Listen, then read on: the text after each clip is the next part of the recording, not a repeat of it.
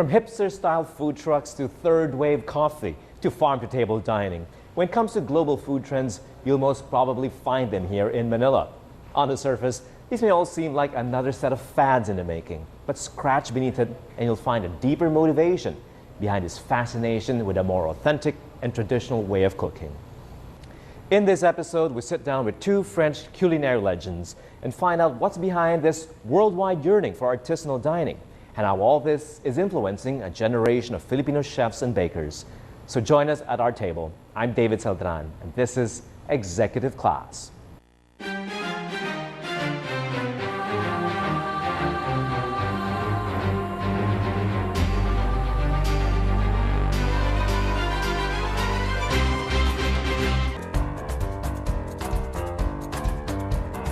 It's easy to dismiss Manila's current obsession with the artisanal as just another passing fancy.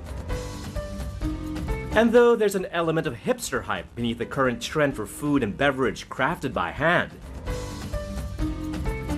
step back and you'll see the bigger picture, a global movement that celebrates craft over mass production, and farm-to-table feasting over fast food dining. Although the global trend is real, its origins aren't new. Just a few generations ago, this was how everyone consumed their food. And in some countries of the world today, it's still how most insist on eating.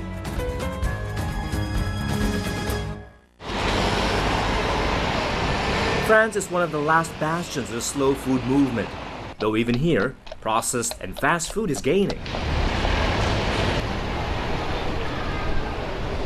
But the French take pride in their traditional cuisine and artisanal produce. Government laws guarantee the integrity of their production and origins, and hawkish food critics keep the country's chefs on their toes.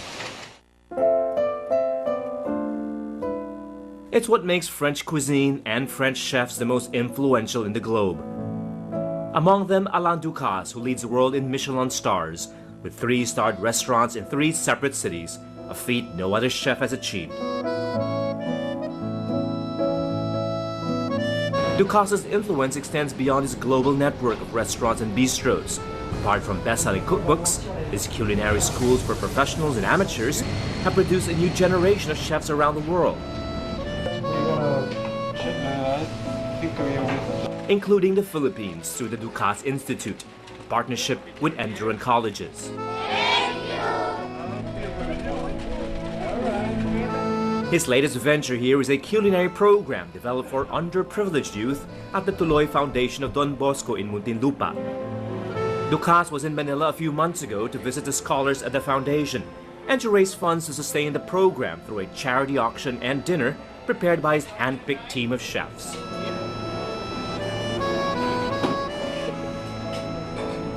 Most celebrity chefs have turned to television to expand their influence and their businesses. Not Alain Ducasse. He hardly appears on television, and he hardly grants interviews outside of France, which makes our interview with him, our second one in fact, even more special. With 21 Michelin stars under his belt, the man is a living legend with nothing else to prove. Ducasse, good to see you again.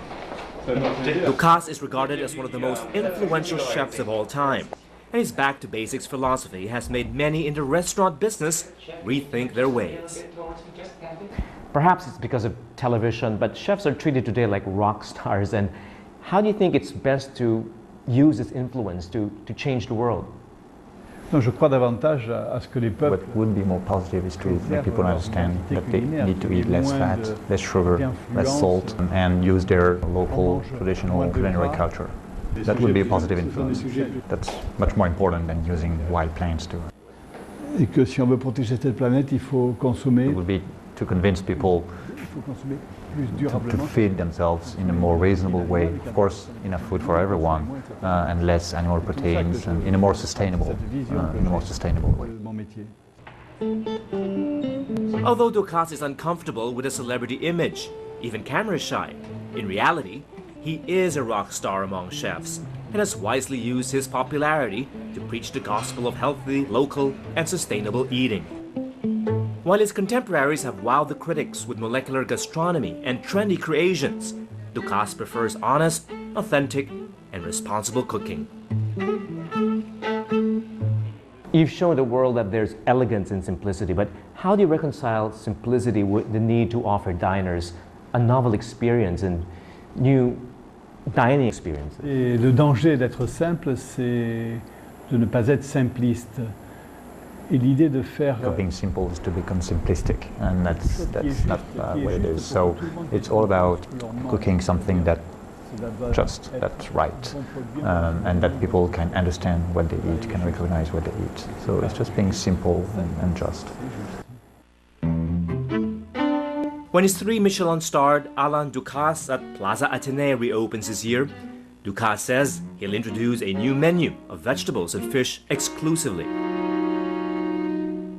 L'idée, c'est de regarder ce dont on dispose, d'avoir une bonne maîtrise technique pour... The idea is really to apply the technique on local products, to propose something that is simple and gives pleasure to the consumer.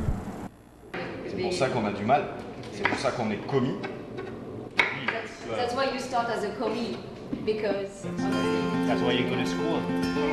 At one of Ducasse's schools in Paris, we've seen how seemingly simple dishes can, with the best ingredients and the proper cooking techniques, produce food with profound flavor. So you just stare. Yeah, you just... No technique. No technique, no particular. And though it sounds easy, even professional chefs like these often enroll in Ducasse's school in Paris to perfect the most basic techniques. Because an onion is onions, right? Not just like... The legacy of Alain Ducasse extends beyond chefs who have personally worked with him or trained in one of his restaurants.